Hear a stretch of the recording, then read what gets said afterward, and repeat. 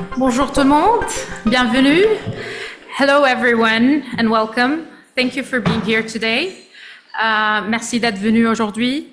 My name is Shaimaa Yassin and I'm a research director at the Institute for Research on Public Policy. Before we begin, the IRPP would like to invite you all to take a moment to recognize and reflect on the fact that we are gathered here on the unceded traditional lands of the Anishinaabe Algonquin Nation, whose members we recognize as custodians of these lands since time immemorial. This area has long been a gathering place for many Indigenous peoples. We honor their enduring connection to this land.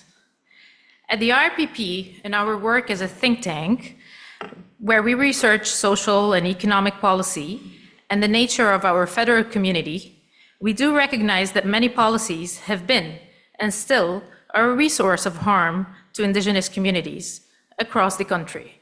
Today, we're working to mobilize the knowledge, experiences, and voices of Indigenous peoples through dedicated research, fellowships, publications related to Indigenous realities and directly involving Indigenous peoples. We urge everyone joining us today to do what they can, both personally and professionally, to further their own understanding of local Indigenous communities and their connections with them. À l'IRPP, nous travaillons dans les deux langues officielles. Alors, si vous avez une question en français tout à l'heure, n'hésitez pas à la poser et je vais la traduire avec plaisir. I would also like to note that as has been announced, our panel was supposed to be joined today by Jim Dunn, professor at the McMaster University and director of the Canadian Housing Evidence Collaborative. Jim unfortunately couldn't make it, but we're very grateful today to Steve Pomeroy, who accepted our last-minute invitation to join this panel of experts, whom I will introduce in just a few minutes. Great to have you, Steve. Thank you very much. And now, I'd like to introduce Janice Myers, the CEO of the Canadian Real Estate Association. With CREA's support, the IRPP has published a special editorial series in our digital magazine, Policy Options, where we explore the many facets of the housing crisis in Canada and what can be done to fix it. And we're happy to be hosting this event with them as a culmination of that work. Janice.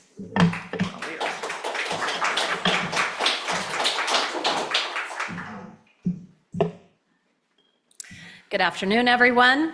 It's very nice to be here, and our organization is really proud to be a sponsor of today's panel.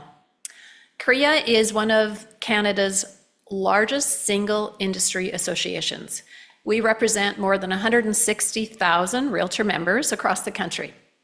We encourage policy in support of home ownership and the entire housing continuum by mobilizing our members' collective voice. The realtor community is well positioned to weigh in on the topics of housing, innovation, and housing policy. Our members are community experts with insights and data about their local real estate markets, their entrepreneurs and small business people, and are drivers of economic activity in Canada. They're also neighbors and volunteers embedded in their communities. Realtors are in the business of helping Canadians find home.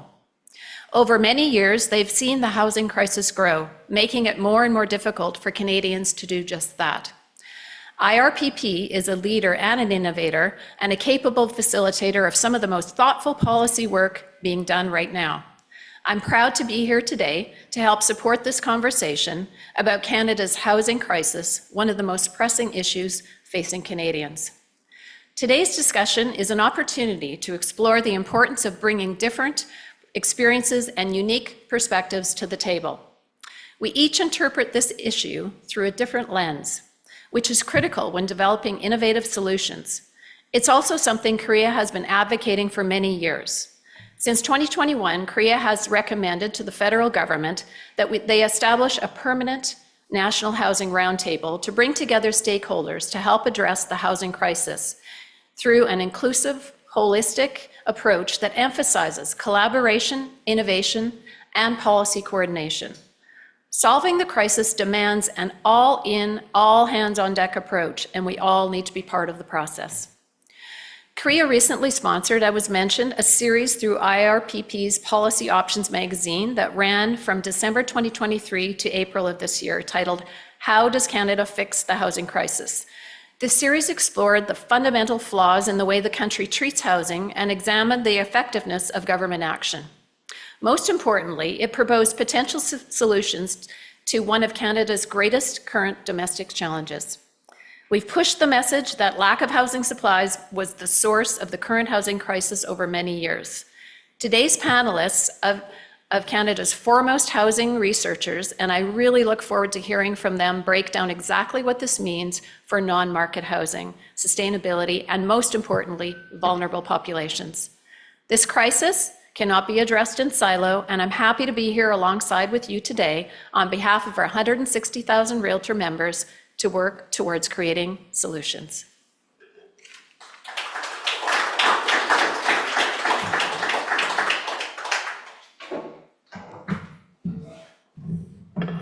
Thank you very much, Janice.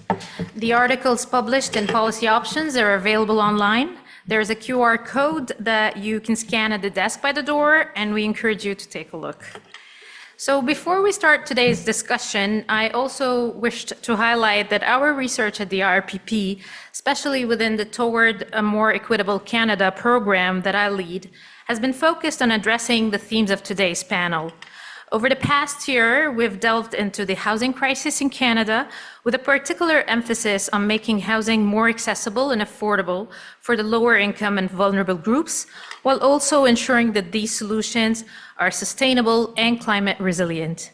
Our collaboration with the Affordability Action Council as the research and knowledge mobilization partners has been central to these efforts, aiming to develop comprehensive policies that respond to today's urgent and overlapping challenges.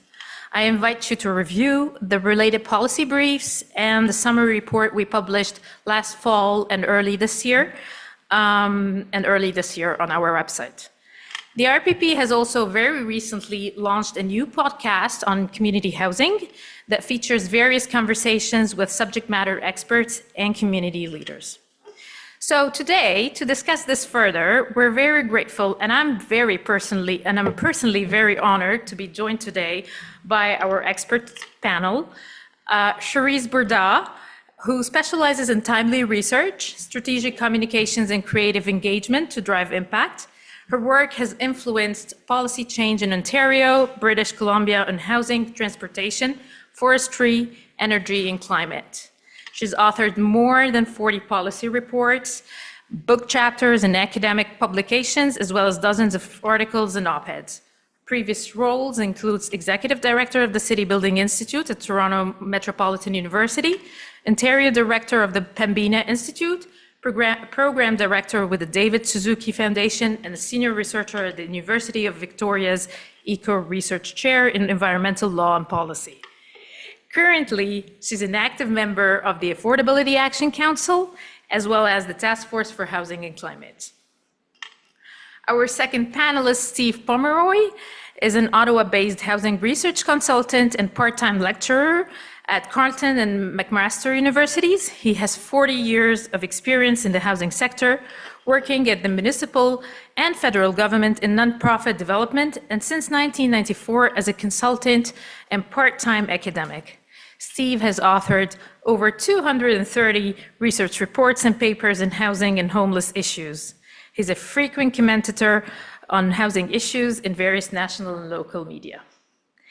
And last but not least, Carolyn Whitzman is a housing and social policy consultant and adjunct professor at the University of Ottawa. She's an expert advisor to the Housing Assessment Resource Tools, HART project, which develops standardized best practices for analyzing housing needs. Carolyn is the author, co-author, and lead editor of 6 books, including the forthcoming Home Truth: Fixing Canada's Housing Crisis. She's also the author and co-author of over 80 book chapters, articles, and reports. She's provided expertise to national, provincial, and local governments, UN Women, UN Habitat, and private and non-for-profit organizations. It's great to have the 3 of you. Please join me on the stage so we could get started.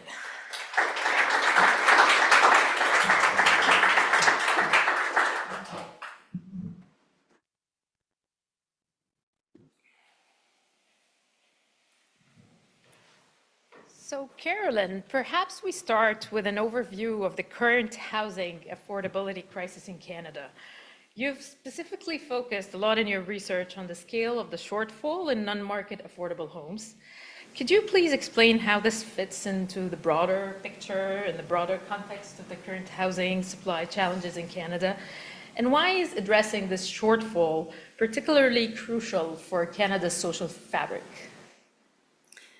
Thank you. That's a big one to start with. So I want folks to think about income categories, because in Canada, housing policy was from the 1930s, really, the Dominion Housing Act, until the federal government got out of housing policy in the early 1990s, was around the notion of housing income categories, and more specifically, let's say from the 60s to the 80s, when the federal government was most active and effective, 5 quintiles.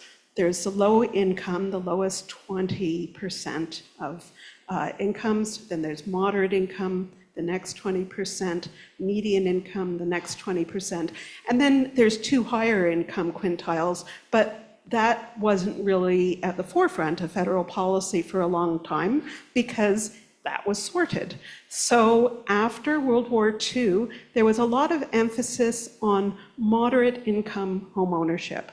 After World War II, returning service people, one income families generally, creating homes and helping to enable homes that were $6,000, $7,000 at the time of their first sale, which was great for a moderate income household.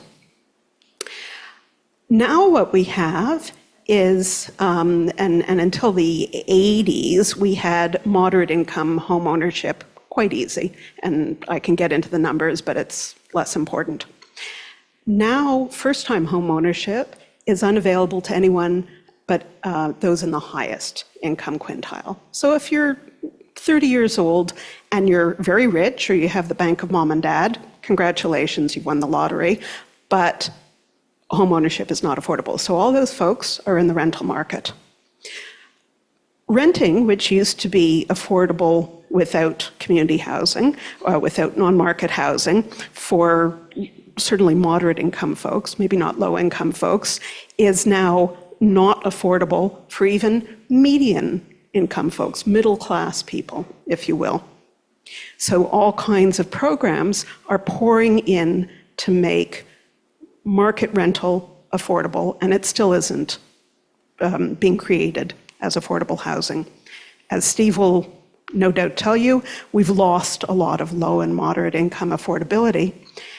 And even under the current re-entry of the federal government, we aren't creating low income housing, which is desperately needed. So again, I could get into the National Housing Strategy targets, which were around ending chronic homelessness, reducing housing need, people's low income mostly, people who couldn't afford housing. But the fact is that we have about 3 million households who need but don't have housing at less than about $1,000 a month, which is what low-income people can afford. A lot of them single-person or two-person households, but many families as well. And we have at least 2 million households, and here I'm talking not just like, we weren't counting a lot of households. We weren't counting student households. We weren't counting people who need congregate housing because of long-term care, or because they have intellectual or cognitive or physical disabilities, or a combination of all of that. We have another 2 million moderate and median income people who are looking for affordable housing and can't find it. So when we talk about, 5.8 million or whatever that's needed to restore affordability, we have to keep in mind that the vast majority of those folks are low and moderate income. Home ownership is completely out of the wheelhouse for them, although it would help get some folks into home ownership, which in turn might lead to more affordable rental. That's the kinds of numbers that we're looking at right now. Thank you. Steve, as Carolyn mentioned, you've worked a lot on the rental affordable housing, and you've also have special reports on homelessness. So could you please discuss how this current shortfall in affordable housing contributes to homelessness in Canada? Great, thanks, Shaimaa. I think just to build on what Carolyn was saying, I mean, I think the total number of households in, I think Carolyn's come up with a number of 3.5 or 4 million, sort of that shortfall between the number of low rent units and the number of low income households. The reality is, and the data we know from the concept of core housing need, 90% of people in core housing need are there because they have an affordability problem. They live in housing that's suitable and it's appropriate in terms of household size, household composition. So while we absolutely need to increase the supply of low rent housing, the issue is that the lack of income to actually afford what housing they're already actually living in. And so I think a critical part of a housing strategy is not just to focus on the supply side, but to recognize that it's a serious income problem. And if we seriously expanded the Canada Housing Benefit, we could help a whole bunch of folks who are already reasonably well housed but spending too much to overcome that housing burden, which then has knock-on effects in their inability to buy food and health effects and a whole bunch of other things. In the homeless area, this is an area where I've looked at as well. I wrote a report for the Canadian Alliance to End Homelessness 2 years ago, Recovery for All, which was coming out of COVID. What could we do to address the persistent issues and growing issue of chronic homelessness? And again, one of the areas that we looked at there was we came up with a model for a homeless housing prevention housing benefit. So folks who are trying to exit the shelter system, usually on income assistance benefits, $300-400 a month isn't going to find them a room, even in a boarding house. So we need to increase the capacity to pay. Having a specific housing benefit, which would augment their income and enable them to access existing housing stock, is critically important. And I think that the data here is really revealing. On this core need concept, where there are 1.6 million households in core housing need, 1.1 of them are renters. We've had that concept in this country for 40 years. We've never moved the needle on core housing need, hardly at all, in 40 years. In the 2021 census, compared to 2016 census, the number of households in core housing need went down by 260,000 households.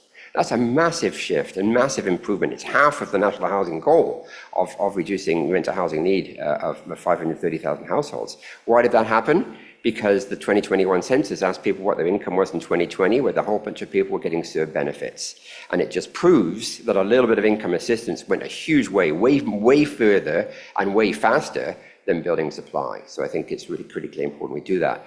The other part of the homeless piece, of course, is there are a bunch of folks that I think we do a disservice through Housing First to think that if we give someone housing, they'll be fine, even if we give them wraparound service. But for those of high acuity that have been on the streets for many years, dual diagnosis, mental addictions, mental health challenges, and substance addictions, many of them really can't survive in independent living. They do need serious wraparound supports. Those of low acuity will do fine in an apartment in Nepean or somewhere else in town.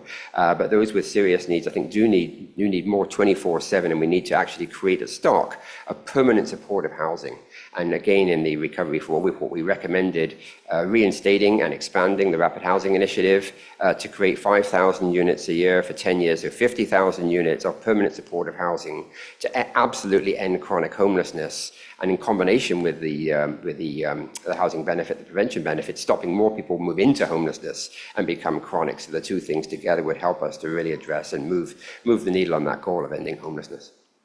That's great. And so building on that, Steve, I know you've worked a lot on the specifics of housing policy in general. So maybe you could lead us through a little bit the most effective, maybe both on the shorter term and the longer term strategies from your point of view for increasing the supply of those affordable housing. And I think, again, I'm a sort of, I guess, a denialist on the supply thing. The 5 point I've written a piece is critiquing CMHC's 5.8 million homes. I think it's a flawed analysis. Absolutely, we need new supply. if we're going to address population growth, particularly through immigration and particularly through temporary workers and students. And certainly it's much faster to actually reduce the incoming number of people by addressing immigration quotas for temporary workers and students than it is to actually build supply. Someone can jump on a plane this morning, arrive tonight. We can't put a house on a production line and build it for 4 years. So we need to think about that piece. But I think I would sort of frame the housing crisis as the unholy trinity of three things. Inability to access home ownership for young households, as Carolyn has alluded to, excessive levels of rent increases, which are significantly causing rental issues, and the homeless issue, which I already spoken about. But it's a system, and everything kind of moves down. So if the home ownership rate in this country peaked at 69% in 2011, dropped down slightly by 2016, and very significantly in 2021 to 66.5%. That's 400,000 wannabe owners that remain renters. That puts huge pressure on the rental market and actually creates problems in the rental market. So start off, let's figure out a way, and I'm not just saying this because CREA is a sponsor here, but I think having policies that enable access to home ownership, which is being curtailed by the combination of excessively high home prices, but also policy. And 16 different macro policy changes between 2011 and 2015 that made it very, very difficult for young families to qualify for mortgage financing and get into home ownership. Let's help them get into ownership, take 400,000 households out of the rental market, create vacancies, and take some pressure off the rental market. Continuing to expand rental supply generally. And I think it's very, very difficult. You don't build affordable housing. You build housing at cost, and then you figure out how to subsidize it. So and it's expensive to help someone even at a moderate rent, 80% of average market rent. We require about $200,000 to $300,000 of capital subsidy per unit, higher in our expensive cities. So it's tremendously expensive, and it's a challenge to get governments to commit that level of funding there. I think what we need to do is think about how do we actually create more moderate rate rental housing, and certainly the role of the non-profit housing sector, who traditionally have built housing for low-income people. If they move slightly up market and build into the intermediate market, new rental construction, we see a whole bunch of new rental around the city, is coming on the market at 165, 170% of the average market rent. Government programs are trying to build housing at 80% or less of average market rent. There's a big gap between 80 and 150. If we get non-profits building at 120% of the average market rent today, they can finance most of the project. They need minimum amounts of subsidy. And if they're raising the rents under non-profit ownership at the need to cover their costs, as opposed to the market increases in rents, 10 years from now, they'll be at 90% of the then average market rent. So that creates a stock of low rent supply. And then for folks who can't afford that, expanding the housing benefit to give them some help to pay their rent kind of gets us there without having to build deeply affordable housing in the first place. And then the homeless piece I already spoke about and some of the initiatives there.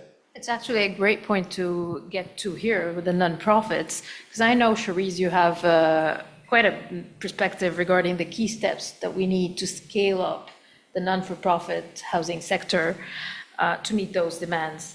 So I wonder if you could share with us this perspective and how partnerships with governments and with private sectors can be leveraged for that. Yeah, sure. I think that just to build on what Steve and Carolyn have said is, HEART's numbers are really staggering. We have about 20% of households that can't afford rent over $1,000 a month, and another 20% that can't afford over $1,600 a month, including utilities. And yet we have our average market rent right now of over $2,100. So there's a huge gap. And to Steve's point, we have huge competition now because people are priced out of the ownership market. So we are seeing, when we talk about the housing supply that we need, you're not just going to build a whole bunch of supply and make it work. We have to be targeted. We have to be strategic. One of the areas that we need to get better on is ownership, but your question was about non-market housing. So how are we strategic about combining all of the opportunities around public land, working with a not-for-profit developer? Immediately, you eliminate the profit margin. And there's nothing wrong with private developers. They play a vital role in building our housing supply. But right now, 95% of our housing stock is private market. And if we really want to address the realities of moderate, low, and very low income households, then we need to scale up non-market housing. Simply, it's outside of the private market, meaning it is in some way rent regulated. It goes up as it can over cost of living. And the way that we can think about doing that is building capacity in the non-market housing system. There was a time, I have learned in the 70s, that about 25% of our construction was non-market housing. And people think that non-market housing is just social housing, but it's kind of a continuum. There's social housing, not-for-profit developers, also cooperatives, which are, kind of quasi-ownership. It just means that it's built outside the private market. And so you eliminate the profit margin, first of all. You utilize our public land so that we can bring down land costs, and low-cost financing from the federal government.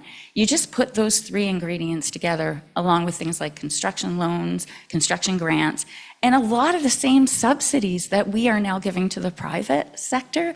We can give those same subsidies to the not-for-profit sector. But I think we have to get into that mindset of how do we rebuild this capacity, which we are really scaling. If you look at those graphs, like not-for-profit housing was really scaling in the 70s, and then it just fell off a cliff when the federal government got out of the business of financing. And there's a difference between subsidizing and financing. We need to do both, but really financing is about building up capacity of a non-market sector that can scale, that can become self-sufficient, and reinvest its revenues instead of profits, reinvest the revenues into building more housing. And I'll get as well to the climate angle, because you have been recently involved in the Task Force on Housing and Climate, and also in the Affordability Action Council. So how does the newly announced housing plan align with the need for the climate resilient, net zero, affordable housing? What are the opportunities? What are the pitfalls that you see? But also, how would you respond to the pushback? Because since we're talking about lower income, how would you respond to the pushback that climate resilient and sustainable buildings are not affordable? Great. And just quick shout out to Eric Campbell, who walked in late, from the Clean Economy Fund, who championed the task force for climate and housing. Many of you have seen the blueprint that was released a couple months ago now. So I feel like there's this baked in understanding or this misconception that you either have affordability or you have climate, right? We have to look at it more as a system, that building more resilient and low carbon housing starts simply with where you build it. So location. We're not even getting into the building sort of performance and all the low carbon technology, just simply looking at where you build. And if you stay out of floodplains, stay out of places that are at risk of climate events, you've already checked that box, right? So the mapping that needs to be done nationally. Secondly, in municipalities, our largest climate emissions come from buildings and from the tailpipe. However, most municipalities in Canada, and certainly the 10 fastest growing municipalities in Canada, their emissions are largely coming from the tailpipe. Because the more that we sprawl and build car-dependent neighborhoods, the more our emissions will continue to increase. And the electric vehicle is not going to save us anytime soon, because there are emissions associated with converting our land, ripping up our wetlands and converting them into subdivisions. So the first thing we have to do is get our location right. So curbing our urban sprawl, it's about time.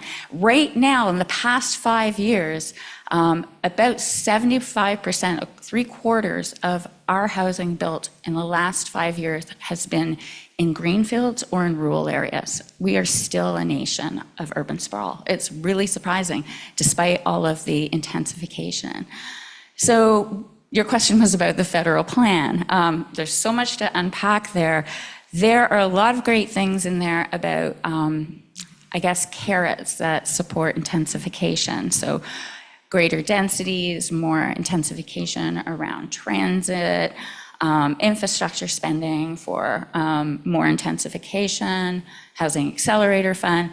However, there aren't, and it might not be the federal government's purview, but there aren't any limits on sprawl. So it's like you can get a whole bunch of money to do more intensification, but sprawl still continues. So that's a blind spot. We don't have the time right now, but there's a whole bunch of other things on my list I want to talk about, but when it comes to climate, building the right supply in the right locations, and that means building more of missing middle housing, laneways. Like people dismiss the opportunity for things like missing middle housing and laneway suites and garden suites and multiplexes and things like that.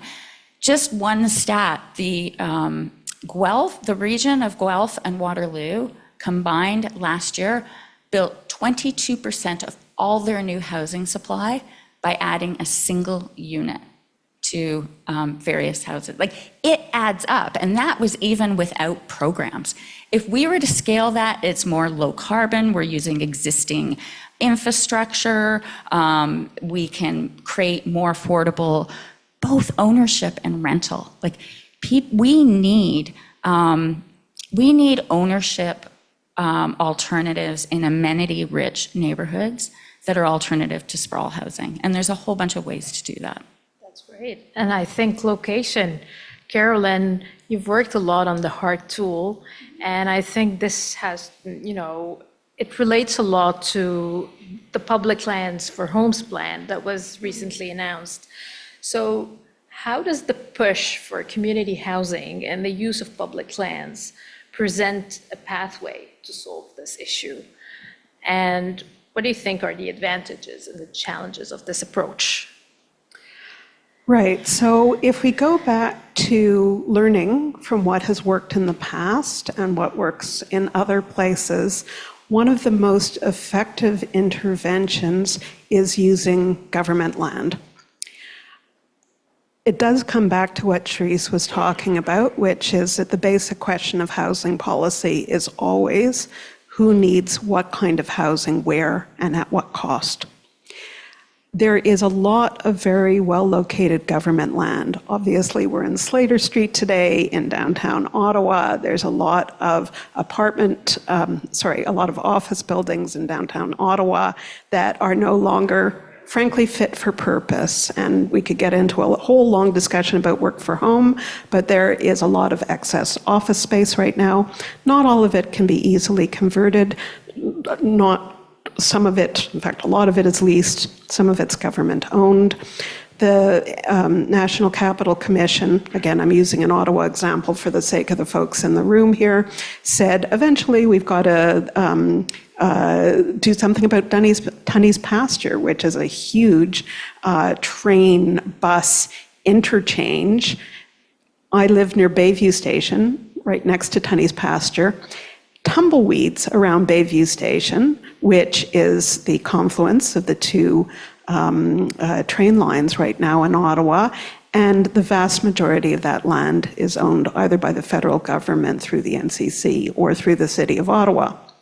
So I would definitely say we need to start there, but as Cherise said, if we're serious, and no international report, no Canadian report ever has come up with a convincing explanation of how we can get low-income housing without some form of non-market subsidy. It can't happen.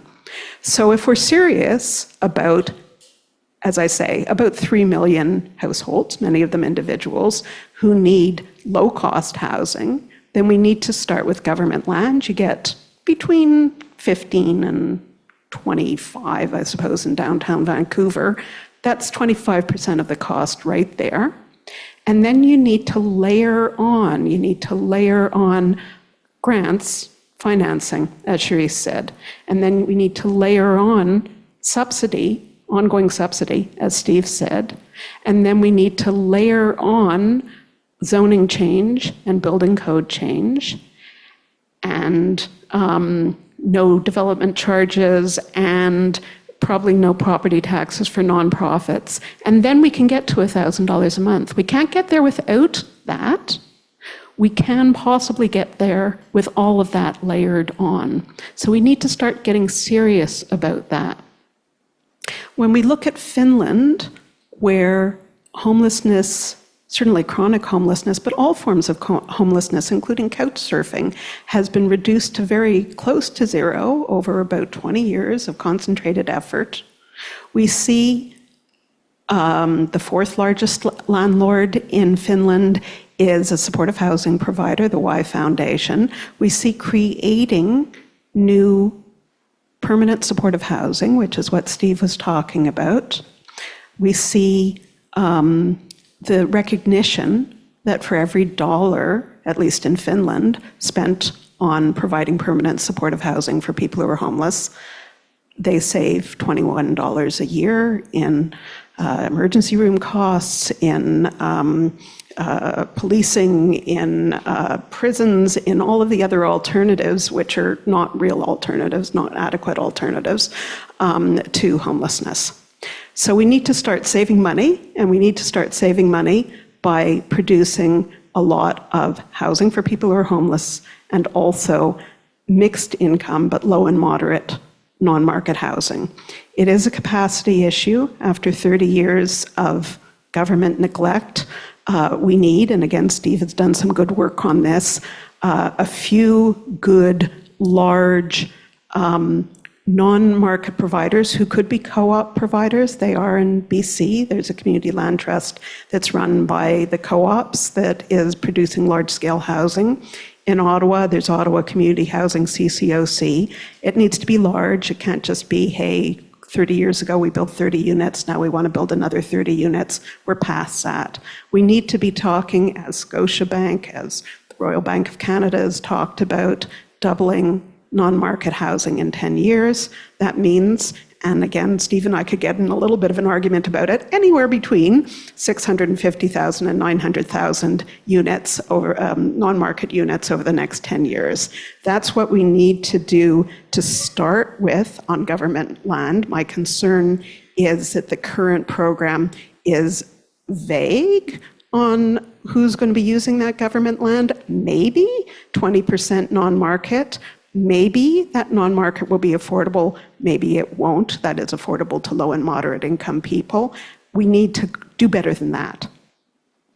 Thank you so much. And so beyond the housing, the land piece of the plan, maybe one important question to the three of you about the concrete steps of getting from the Canada Housing Plan to reality, to practice, like to getting from promises and policy to implementation piece. So maybe Steve, I start with you on that. Sure. I mean, that's the big nut we have to crack. And I think, one of the things we see, and we've seen certainly initially with the National Housing Strategy and now with the National Housing Plan, Canada's Housing Plan, I think we have to get over the barrier of interjurisdictional squabbling. We have adversarial federalism in this country. We need to get back to cooperative federalism. Most of the things we're talking about that will make a difference in terms of housing supply are things that are at the municipal and provincial level. And alienating the provinces isn't getting us there. Incenting municipality to do things and jumping over the provinces instead of working with the provinces. So things like the Rapid Housing Initiative, where the federal government said, we're going to put up $100 million, or 100% of the capital to build new permanent supportive housing, and we'll get the provinces to basically cover the ongoing support costs and wraparound services that are necessary. That's a logical, good way to go. Before you make that announcement, you might want to call up the provincial ministries of health and the ministries of community services. Hey guys, let's talk about this and agree and make a joint announcement instead of the Minister of Health in British Columbia reads about it in the paper that morning. I mean, that's not the way to do politics, and it's not the way to develop policy. And I think that's the first piece. We've got to get the politics right and get rid of the adversarialism. I mean, some of the provincial premiers, some of the provinces right now are adversarial as well. But I don't think the federal government's doing much to actually help that problem.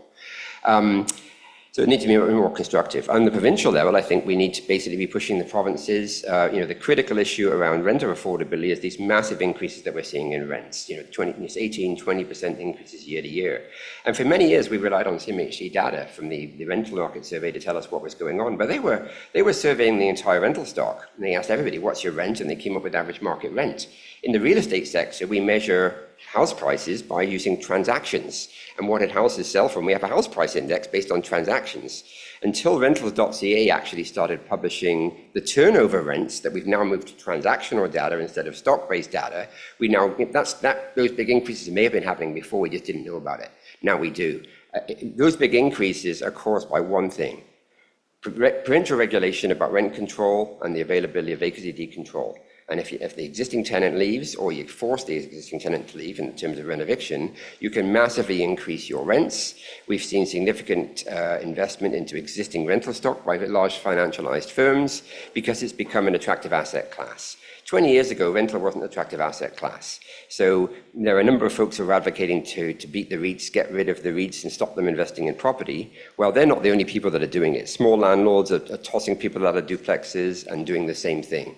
So let's go to the root cause of the problem, which is rent regulation and vacancy decontrol, and have a 5-year moratorium on vacancy decontrol, or allow an increase, but a modest increase, in the same way we do for people who are staying in the same rental units. That would make that asset class less attractive, and we would get rid of financialization because it wouldn't be an interesting place. That cash would go somewhere else where there were better returns.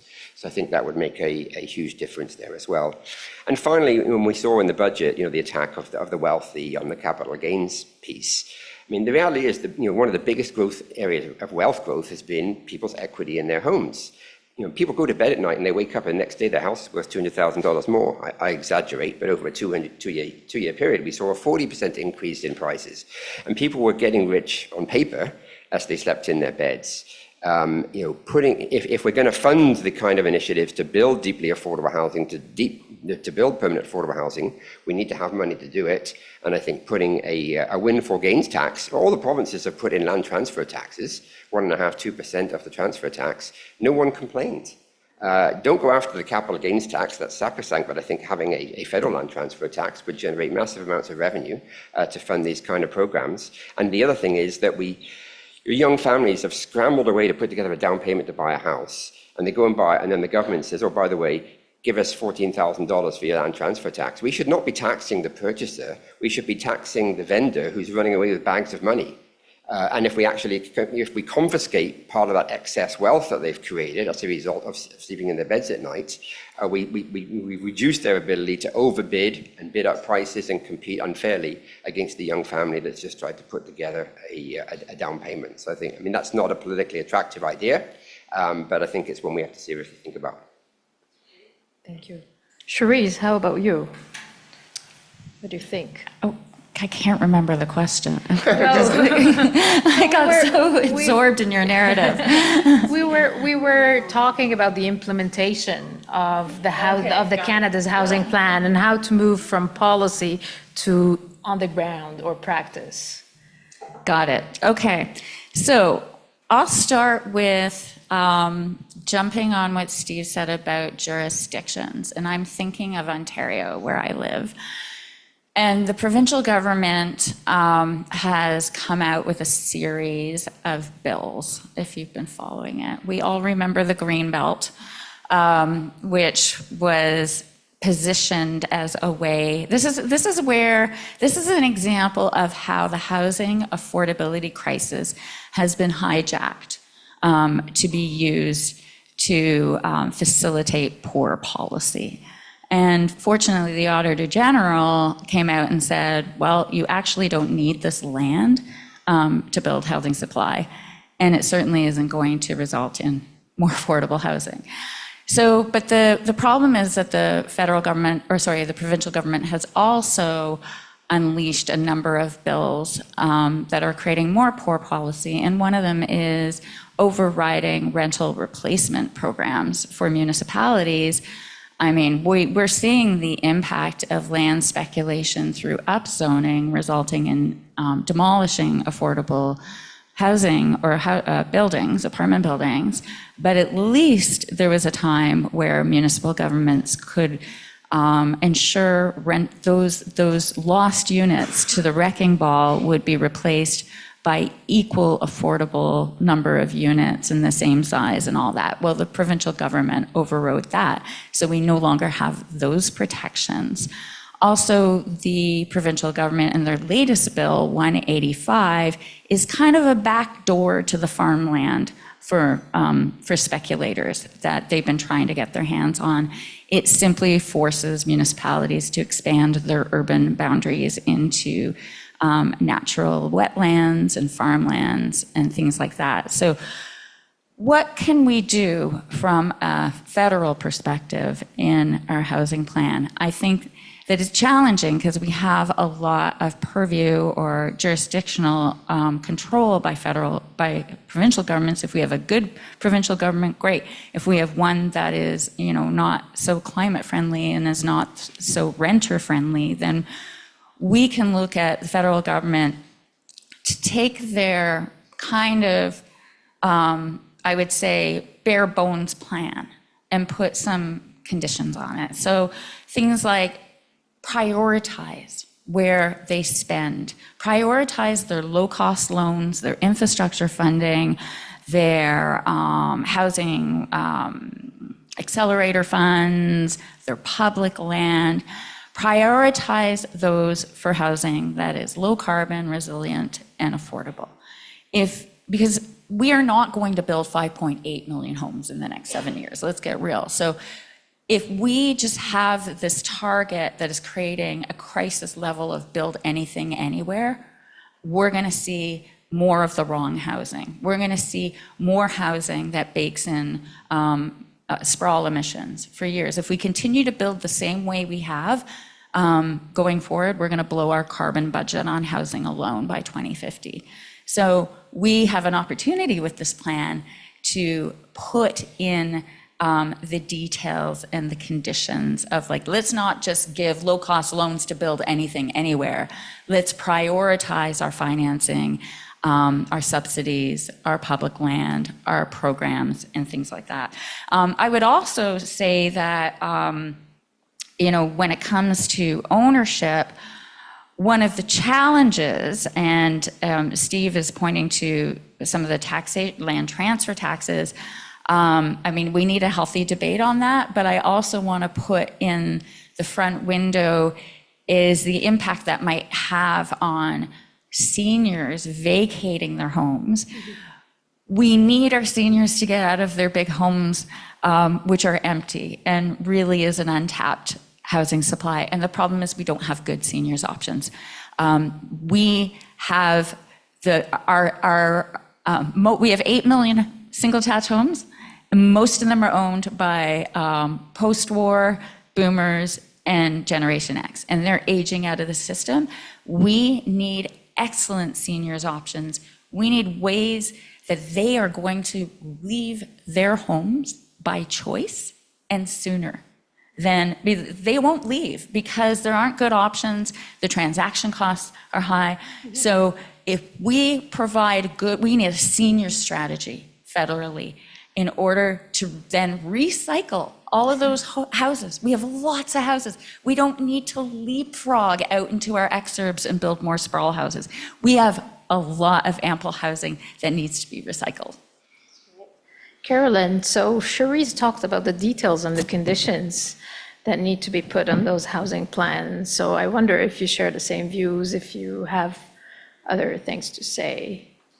Yeah, I'm going to agree with Cherise. I'm going to agree and disagree with what Steve has to say. Sprawl happens when there aren't enough affordable alternatives that are well located. Since the 1970s, we've had a new generation of extremely restrictive zoning that has kept apartments to a few limited corridors, quite often on very busy traffic arterials that aren't, even if we had appropriately sized housing for seniors or for families, they wouldn't be very healthy for people to live there because of the exhaust fumes. So we need the ability to build small apartment buildings throughout the city, and particularly close to transit options. And in order to do that, we need not only zoning changes to allow, for instance, 4-story buildings as of right everywhere, 6 to 10 stories near apartment buildings. We also need zoning code changes that will allow those kinds of buildings to be built in the way that they are being built much more cheaply in Europe because of things like single stair, for instance. We know that. The federal government is, thank goodness, finally talking about zoning and building code changes. Where I'm going to disagree with Steve is, I think it's great that the federal government is taking leadership again. I think it's fantastic that the federal government is talking about national standards, just the way that they're talking about national standards about healthcare, and they've finally stuck their noses back into tertiary education, college and university education, which provinces had done terrible things with for the past couple of decades. I think conditional funding is great. I think that we should be doing direct deals like the Housing Accelerator Fund. I have some issues with the details, but the principles, great. With municipalities. Municipalities desperately need a new deal, an infrastructure deal. If the federal government will help with infrastructure funding, that might help some of the reliance on development contributions, which are a complete housing killer, and definitely throw out all development into sprawling areas, which of course creates much higher costs of infrastructure. It makes no sense. So I like the fact that the federal government is saying to provinces, for instance, you need a tenant bill of rights. If you don't have a tenant bill of rights by the beginning of next year, we'll give infrastructure money directly to municipalities. That's actually worked quite well to make zoning change quite rapidly. It's working. Let's keep on doing that. Let's keep the federal government having basic standards to increase housing supply. I just want us to remember, and again, I respect what Steve is saying, we are completing fewer homes than we did in 1972. And the population's more than doubled, and we've had this huge accumulated deficit. So it would be great if we could just provide a rent supplement, but those apartments for low-income people don't exist. And if they did exist, they would be the absolute, poorly maintained or poorly located or both apartments that that students didn't get to first, or the people who are locked out of home ownership didn't get first. We need a lot more supply, and we need specific kinds of supply. We need more congregate housing. We need more options for seniors. We need to start being serious about that. And I'm totally on board with pre-approved designs, et cetera. It needs a kind of wartime effort that we had after World War II, and that we're starting, thank goodness, to talk about again. So did that answer your question, which is sort of what next after the National Housing Plan? Great. Thank you. My work here is done. And so till now, we've spoken about building new, but what about the existing stock? The existing affordable stock. So where do you see the challenges, Steve, and what kind of strategies could we take to preserve at least what we already have? Sure, and just to be clear, Carolyn, I wasn't saying the federal government shouldn't use conditionality. I think they could do it in a more constructive way. No, or Rapid Housing Initiative was off the back of an envelope. Agreed. Right. Okay. Absolutely. Some of the research I've been doing over the last few years has been looking at the issue of the preoccupation with supply and not looking over our shoulder. If we're concerned about low rent housing where low income people can live and having enough of it, when we look at the data, someone that's on minimum wage, $15 an hour, give or take, $30,000 a year, can afford it, 30% of their income, rent is $750. So I looked at the change in the stock of the number of units renting below $750 a month as a static number, not inflated in real terms, from 2011 to 2021.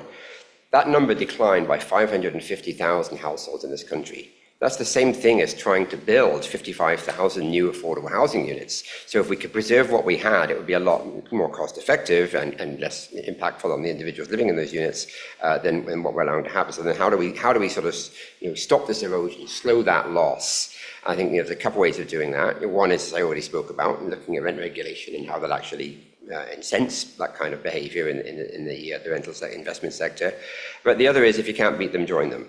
And can we actually expand the capacity of non-profits rather than just building new to actually acquire existing properties and then convert them from being market operated where they're susceptible to large increases and investor behavior to non-market ownership where they're more benevolent landlords that put up rents only as necessary to cover costs. And I'm coincidentally on the board of the Ottawa Community Land Trust, and we're in the business of actually going out and finding small apartment buildings and buying them and then operating them on a non-market basis as a way to do that. So I think that's critically important. On the, I think as Cherise has mentioned, rental replacement legislation, I think could be very, very powerful. There's a very good article this morning in the Globe and Mail about Burnaby's rent regulation and rent replacement policy. And again, that really does help to preserve that kind of stuff. And just Bill 23, by the way, Cherise, they announced they were going to examine taking that away. They haven't actually done it yet. So there's still room to argue to keep it. There is light at the end of that tunnel, perhaps. As I mentioned already, vacancy decontrol, obviously a big piece here as well, that kind of changes that game. That's great. Cherise, did you want to add to that on the preservation of the existing affordable stock piece? Yeah, I think Steve's a real pro here. He's been running the numbers for years. It's just alarming.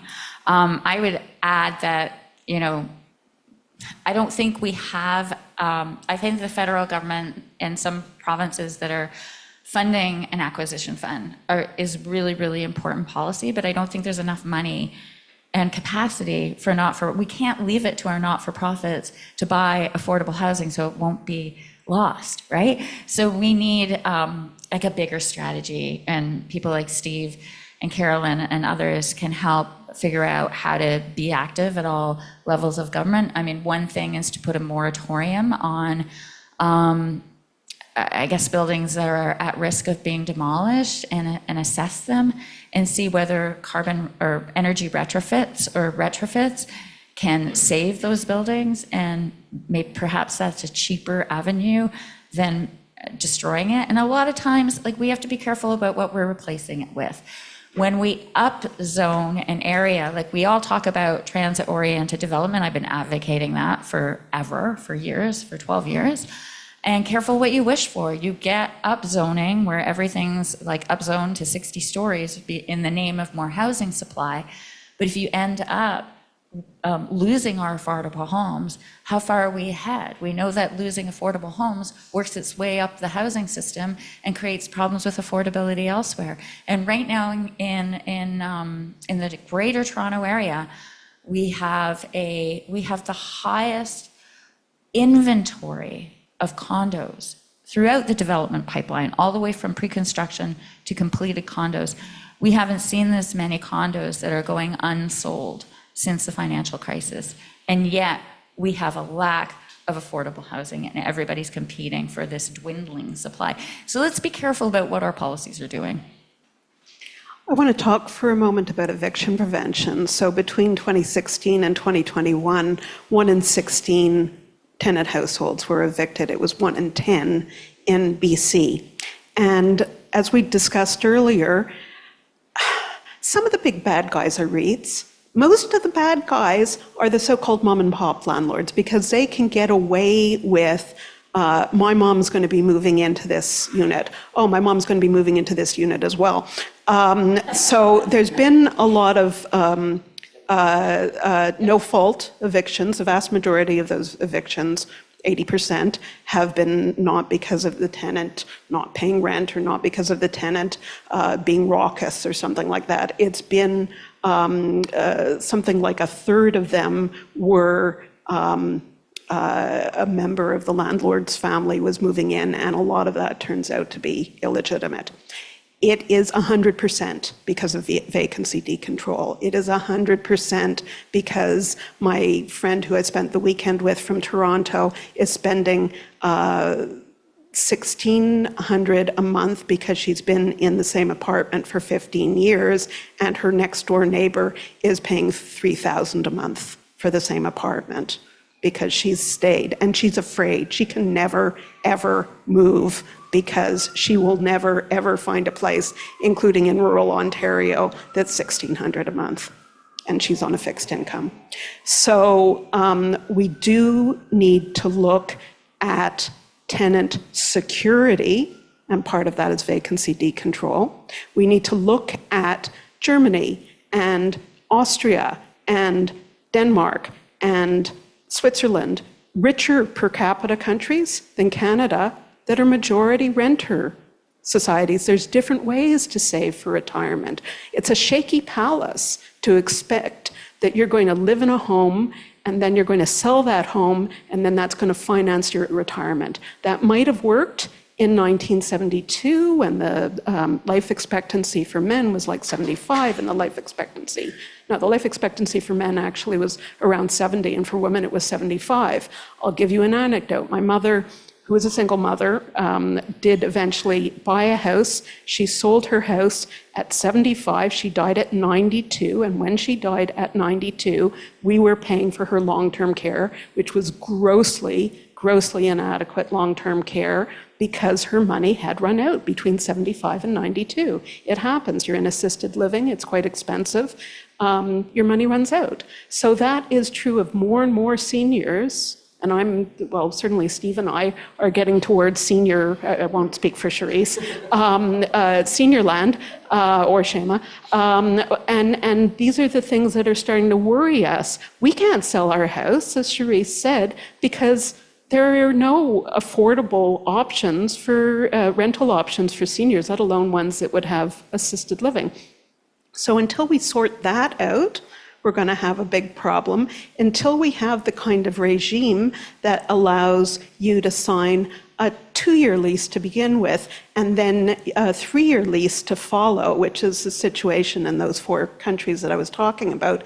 We're going to have a problem until we have a system like that of France that in 2000 said at least 20% of homes in every municipality in France need to be non-market housing. It then raised it in 2016, at least 25% in most municipalities need to be non-market housing. That's a combination of new build, including a lot of energy efficient retrofits rather than new build, and it also includes acquisition. But that's what the federal government should be doing. It should be saying, here are the sub-targets that we need in order for everyone to have a home. And yes, there's absolutely some really good rent supplement systems in France, but the back of that system has been non-market new build and non-market acquisition. Until we have that kind of a system, which by the way is now over 30% in Paris. So Paris is doing all of this great environmental stuff, all of this great regreening the city and making the Seine swimmable and all of that, at the same time that it's vastly increasing the amount of well-located housing. Until we have that kind of a system, we're just going to be faffing around the edges. Thank you very much. So I think we're now ready to take questions. Clea, would you like to actually start with questions from online participants and then we move to the room here? Yeah, for sure. So I'm giving voice to the folks who have joined us from Zoom. We had over 400 people register for this session, so you are not alone. I'll start off with a basic question that I think is probably going to be a bit complex to answer. Coralie Leduc asks, what can we as individuals do to improve this situation? I just came from the launch of the Ottawa Community Land Trust Community Bond. So you as individuals could buy bonds in organizations like the Ottawa Community Land Trust to give us the capital to buy existing buildings. Individually, we're not that powerful. Collectively, we're more powerful. So if I was a tenant, I'd be joining a tenant association. I'd be looking at ACORN, for instance, which is a national organization. If I was a homeowner who was concerned about where I'm going to retire to or where my kids are going to live, that kind of thing, I'd be joining either a kind of more neighbors group, a kind of YIMBY group, or I'd be looking out for coalitions that inevitably appear when there are elections. Vote Housing was the federal coalition over the last couple of elections. There will be a coalition appearing, I hope to heck, in Ontario, in BC, et cetera, as elections occur. So collectively, we can have a voice. Questions in the room? Okay, the senior issue is mentioned a few times, and having gone through the process with my parents, both with dementia, downsizing, one in ALC bed, one in retirement before long-term care, we need more options for seniors. The government says that people should age in the community, but very little information, very little action on how. And I think one of the possibility is the library design with ADUs, but we need to bring the cost down. A friend of a friend got a quote to build a coach house in her daughter's backyard of $250,000. Development Support Ontario, who have a lot of people with adult kids with disabilities, they got quotes from a contractor of $300,000. That's the price of a townhouse, 1,400 square feet townhouse 5 or 6 years ago. And if with the ADUs, the senior can either have a family member moving to help, because we don't have the healthcare dollars to help the seniors, or they can move in the ADU and the family move into the main house to create flow. And the family could even, if they don't need the whole house, they can even, with the SL right 3 units in Ontario. Mary, right what's now. your question? So how are the ways to actually create more flow for these kind of options? Because as I said, the Waterloo, 22% was from single unit additions. We need to do more of that in Ontario, in Ottawa. Did you get the question? or- Yeah, no, that's an excellent question. I couldn't agree with you more. I mean, there's two aspects to the question. One is we need better seniors options. And the second aspect to the question is one of the solutions, one of the seniors options is ADUs or adding more suites. I mean, there's a lot of opportunity to add, like the capacity right now, if in Ontario, we were to add 1 unit to 10% of the single family homes that are deemed suitable to an ADU, we could achieve up to 30% of our housing supply. The problem, as you're suggesting, is it's being done on an ad hoc basis. It's very boutique. I know people who are trying to do this, they have to reinvent the wheel every single time. So the solution really resides in it being replicable.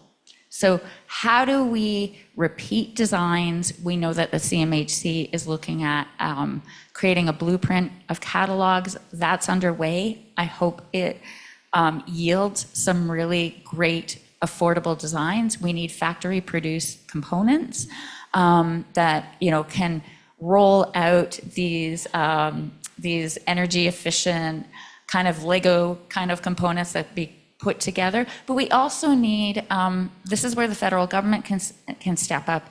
In the housing plan, they had promised low-cost loans of up to $40,000 for homeowners to do these. But in places like BC and Nova Scotia, they're offering forgivable loans of up to $40,000. So are there ways that the federal government can harness its Housing Accelerator Fund to support municipalities to make it a one-stop shop? So a homeowner doesn't have to be the general contractor and hire the architect and then hire the different construction companies and then figure out, am I gonna make this strata or I'm gonna rent it? If there was a program that was federally supported in each municipality where it did everything, a homeowner just has to sign up and boom, okay, here's your plans. These are the plans that are pre-approved. Here's the access to the contractors, local labor in your community. Here are the ways that you can make it rental, and we will support you. And because one of the things I've heard from people who build this stuff and homeowners that want to build it is they're afraid they're going to get a bad renter. Like, that's a terrible thing that should not be a risk. So are there ways where it can be backed up by the federal government or municipality? We're just not taking this type of supply more seriously as an option.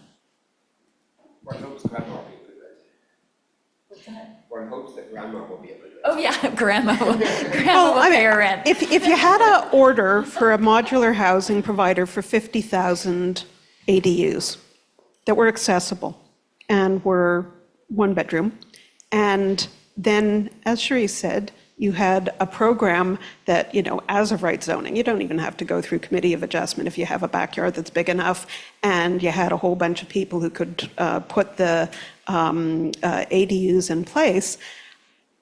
The ADUs should not be, even with all of the construction issues, the labor issues, et cetera, it shouldn't be more than 40,000, So what the federal government used to do is, we're going to do the policy settings to have a $6,000 or $7,000 house. Now, the equivalent today, by the way, in Canadian dollars today, would be about $60,000 to $70,000. Actually, it would be closer to $56,000. Anyhow, so the Canadian government said after the war, we're going to be building enough $56,000 houses that we can have about 1 million households moving into it.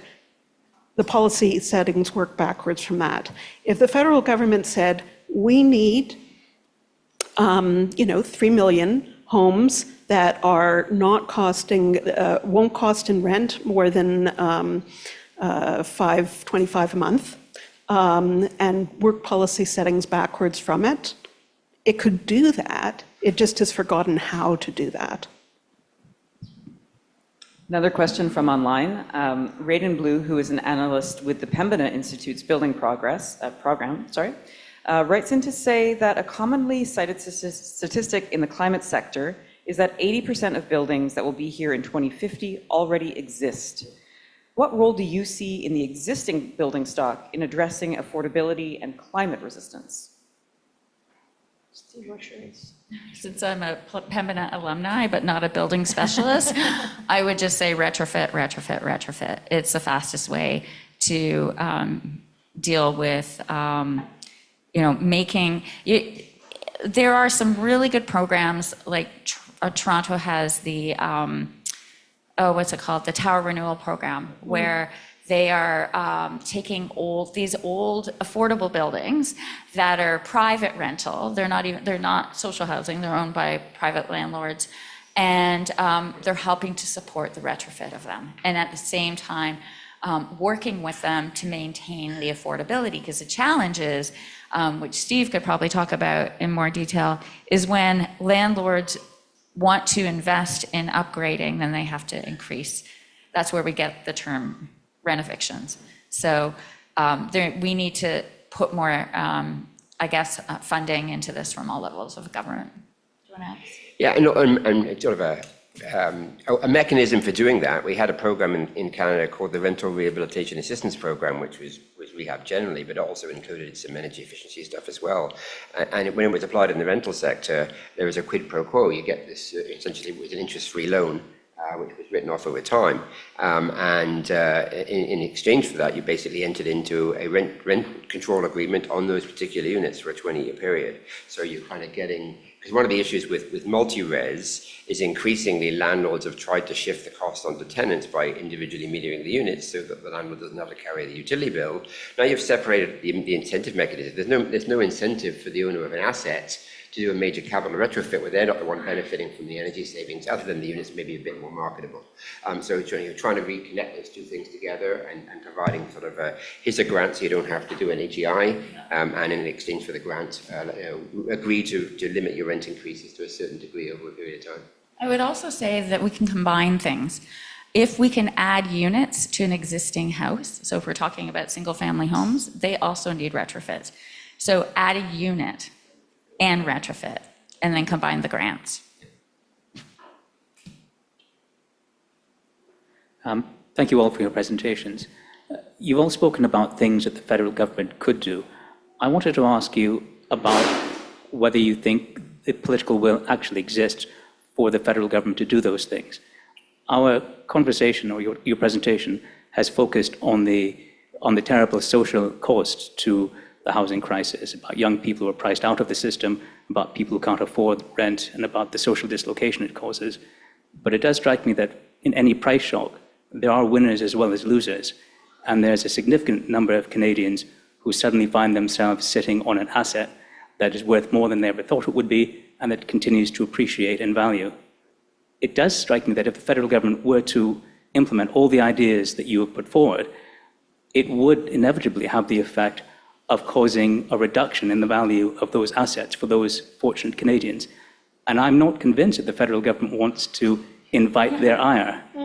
So my question to you is, do you think that all these programs the federal government has recently announced are designed to succeed, or do you think they're designed to fail? Really good question. And without getting too deeply into political philosophy, I'll go into numbers for a moment. We all love numbers. A third of households, and growing, are tenants. A third of households are owners who have a mortgage. And I want to focus on them for a second, because a lot of people are owners because it's the only way they see to have any measure of tenure security, and that they've been told that that's going to be the only way that they're going to be saving money in the long term. A lot of them are really insecure. A lot of them are suffering from a lot of difficulty in meeting bills, especially as interest rates have gone up. They're a very interesting group to look at. And then a third of households, and I'm one of them, have paid off their mortgage, and we're sitting on a lot of wealth and a lot of generational wealth. But we're concerned about growing old, and we're concerned about our kids having to move far away or not being able to have kids themselves because they don't have homes, secure homes. So the real question is there some way to combine the third who are renters, who tend not to vote quite as much as the people who are established homeowners, and the people who are owners, but in many cases are some of those people in core housing need, that is, who are paying an unaffordable amount, definitely some of those people who have a lot of anxiety in a vision of a better housing future. Because I think that's really the only way that we're going to get the kinds of votes that we need in order to make the kind of changes that we need. An alliance, if you will, between tenants who are quite concerned about where they're going to be living and homeowners who are quite concerned about being able to make the mortgage payments. That to me is a political calculus, and I'm being very brutal about people you can count on and people to vote certain ways. I think that Pierre Poilievre might be quite successful in taking that middle anxiety group and getting their votes. Yeah, I mean, I'd agree with Carolyn on that one. I mean, I think, the good thing about the crisis is that it's a crisis, and that does attract attention. We really haven't, this housing issue has been building for years. We really haven't done anything about it. Now, every single politician, every provincial, federal level of all political persuasions are admitting we have a crisis. So that's the first step. And then sort of having the willingness to do something about it really comes down to electoral calculus. And if you think you're going to get votes from doing things for housing, as Carolyn says, and there is a big coalition, renters, a third of voters are renters, and they're really getting hurt. And the kids of those homeowners like Carolyn who paid off the mortgage, if they can't, they're an ally as well. And I think that's a very, very big voting constituency. And having said that, I think the current government, they're big on announcements. But I think this current minister is very, very committed to actually trying to move the needle on this kind of stuff. So I think we see more political will today than we ever have. And I think if we can build coalitions of electoral support around that, we might start to make a difference. I think, Cherise, did you have something to add? Yes, sure, please. I really appreciate the question because it really points to the issue. Like, it's pointing at how do we balance on the head of a pin? How do we bring down costs, housing costs, to achieve affordability, but maintain people's equity and their biggest investment. And it's really hard to do. I feel like the federal government, and no discredit to them, is trying to create things around the elephant. But I think the key things that we can do, and I'm going to channel my Paul Kershaw here and say, there is actually nothing wrong with stabilizing prices or having them come down slightly. And I say this as a homeowner. I say this because I believe that if we do certain things, it's not going to affect our equity, and it will actually increase the amount of housing that becomes available on the market for would-be homeowners, right? There are people priced out of this. And if we, just occupy all this housing and never have any transactions, how does that help younger people? And one of them is the whole rental situation and the regulation and dealing with financialization of housing. Suddenly, you sort of bring the pressure valve off of that, and that percolates in the rest of the market. The second thing is you build that middle housing, which is in our urban neighborhoods and our suburban neighborhoods. And by virtue of it being smaller and, kind of multi-unit, it's going to be more affordable. I have friends with a developer who builds multiplexes, and he maintains that these kind of neighborhood houses in urban areas can be sold at $750,000. Which is cheap in downtown Toronto compared to like $2 million for a house. So suddenly you have, kind of stabilization of prices by virtue of the type of housing you're building, and it becomes more cost effective. And finally, I would say speculation.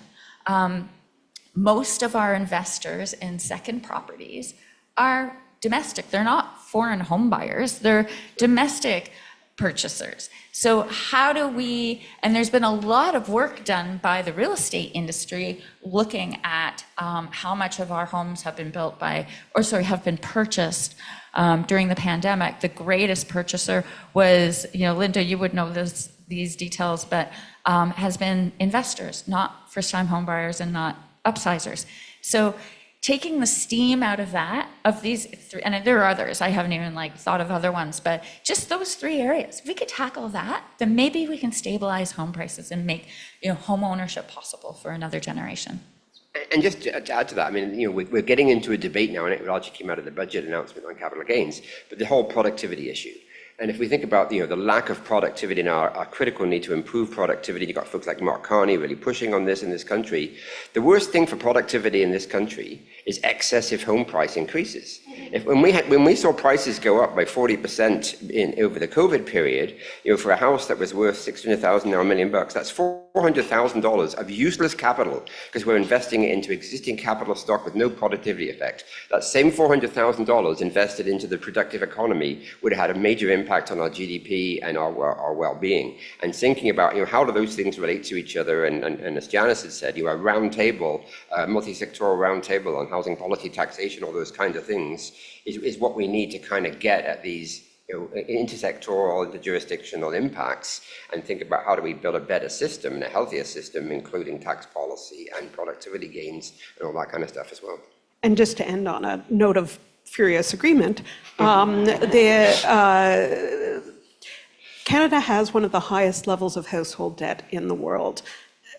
14% of Canada's GDP is caught up in real estate, and the majority of that is housing as an investment. It's not housing as a place to live. There is an incompatibility between homes being a windfall speculative investment and homes being a place to live. We do have to wrap our heads around it. It's a very hard thing to do. And I say that as the daughter of a real estate agent who supported me as a single mom by being a real estate agent. And my next door neighbor is a wonderful real estate agent and a wonderful next door neighbor. We need to get out of this. Housing is going to be the only way that you can have a secure retirement, like selling your house off at a certain magical point. We have to get towards more security in retirement systems in general, pensions in general. We have to get beyond the notion that home ownership is the only way that you have a secure place to live. Renters need rights. And that's what we need to move towards in order to have secure housing futures for everyone. Do we have time for another question, or shall we continue? Great, so one more question from... Thanks, I'll keep it short. I've got a question, a little slightly nerdy question about acquisitions. And it's the acquisition of the affordable housing stock. And that is, you know, Steve, when an organization like yours, Community Land Trust, goes to purchase a property on the open market, you're of course competing against private interests that you know, see a profit potential there. So are there policy levers that government could be pulling to change the dynamics of that market so that affordable housing stays as affordable housing stock, and so that the incentives for private builders to enter into that specific area of the market are not quite as attractive as they currently are? Thanks, Neil. I mean, I think that, you know, that speaks to the point I made about the vacancy control stuff. You know, we've kicked the tires on a lot of properties, and to be quite honest, that most investment properties in this city and certainly across the country are grossly overpriced. And you can read in the Globe and Mail real estate section where someone puts in an ad, advertise a 40-unit building, and right in the middle of the ad, it says, you know, 80% potential upside on rents. So we've got the real estate industry promoting this behavior to jack up the rents. And I think, you know, and what we're seeing is the pricing of those existing assets is being priced not on the capitalized income stream of the current rents or the current NOI, it's being priced on the potential much higher thing, and therefore we can't afford to buy them. So we do actually need to figure out how to intervene to take away that potential upside and get back to a fair level of pricing that is based on a realistic, fair NOI, which is only going to come if we get rid of that big turnover rent. I think that's a great point to end and probably continue the conversation later. Cherise, Steve, Carolyn, thank you so much for joining us today. Has been great having you and for advancing the dialogue. Thanks to our partners, CREA and the IRPP staff who made this event happen. Thanks to everyone who has joined us here and to everyone on Zoom for participating and supporting the IRPP. I invite you to stick around and join us for our lunch and to continue this very important discussion. Thank you very much.